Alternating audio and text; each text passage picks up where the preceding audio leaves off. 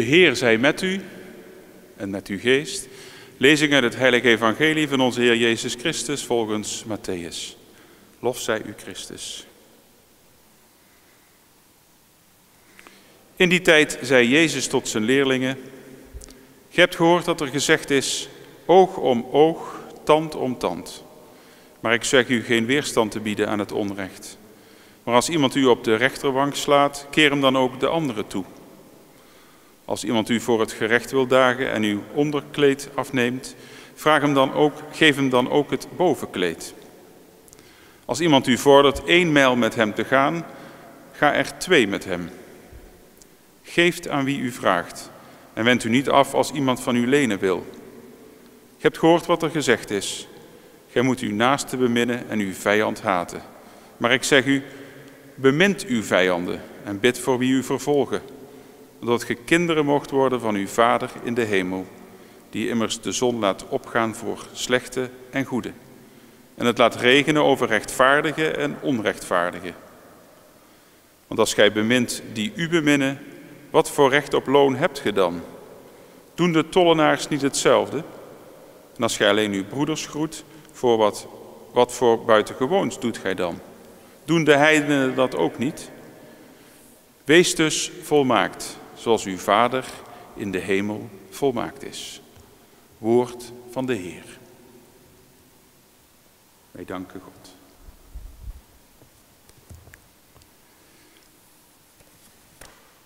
Beste zusters en broeders in Christus. Welkom op de 7e zondag door het jaar in de Sint-Jozefkerk hier in Deurne. De evangelietekst die we vandaag horen komt uit de bergrede. Deze rede, of zoals wij hem kennen, de zaligsprekingen, strekt zich in het evangelie van Mattheüs uit over de eerste 3 hoofdstukken, 5, 6 en 7. We horen de 2 afsluitende passages uit het 5e hoofdstuk. De thematiek van de vertellingen ligt dicht bij elkaar en is praktisch van aard. Jezus citeert teksten vanuit het oude verbond om daarmee het fundament waarop die staat aan te geven. In het eerste tekstdeel horen we hoe Jezus citeert: oog om oog, tand om tand. Het is een principe dat nog gebaseerd is op wraak en vergelding. Vanuit onze natuur, ons instinct, is dat ook vaak de eerste impuls om geweld met geweld te beantwoorden. En Jezus vraagt ons om daarvan af te zien, onze wraaklust te beteugelen en juist geen weerstand te bieden aan onrecht. Wie zou daar, ook in onze tijd, gehoor aan kunnen en willen geven? Het zal voorwaar niet meevallen om die impuls om te buigen en daarmee de cirkel van wraak te doorbreken. Dagelijks horen we immers hoe dat op wereldschaal tot oorlog en geweld leidt. Hoe is dat in onze eigen kring? Jezus noemt dan ook wel 4 voorbeelden van situaties waarin we de barmhartigheid kunnen laten zegevieren. Op de eerste plaats natuurlijk het beroemde voorbeeld van de andere wang toekeren. Kunnen wij het daadwerkelijk opbrengen om die andere wang toe te keren?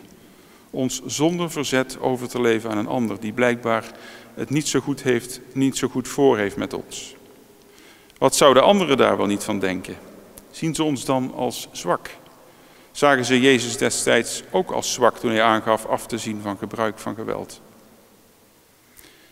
Jezus roept ons ook op om ons extra in te zetten voor onze medemens. Ga een stap verder dan wat je medemens van je vraagt. Loop verder met ze mee dan ze verwachten.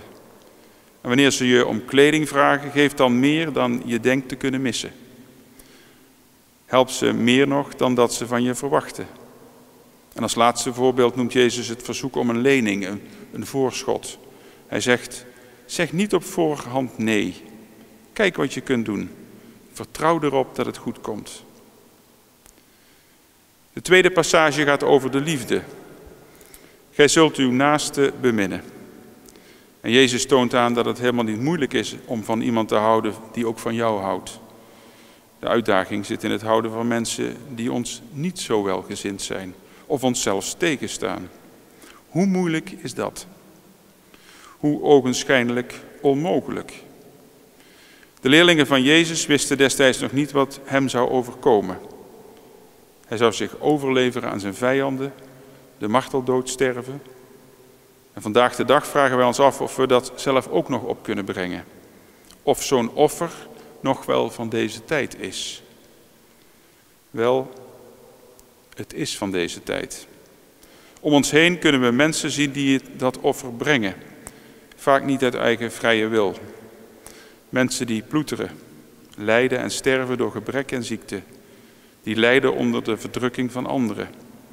Of het lot hebben getroffen in een deel van de wereld te leven waar het klimaat hen in de verdrukking brengt. Hebben zij de keuze en de middelen om zich aan de situatie te ontworstelen? We mogen oog hebben voor het lot van anderen en ze daarin bijstaan. Wees dus volmaakt zoals uw Vader in de hemel volmaakt is. We zijn immers geschapen naar zijn voorbeeld. We hebben het in ons om goed te doen. En laten we het dan ook goed doen. Dat we de kracht mogen ontvangen om die cirkel van wraak en geweld te doorbreken. En goed te doen aan de mensen die dat nodig hebben. Amen.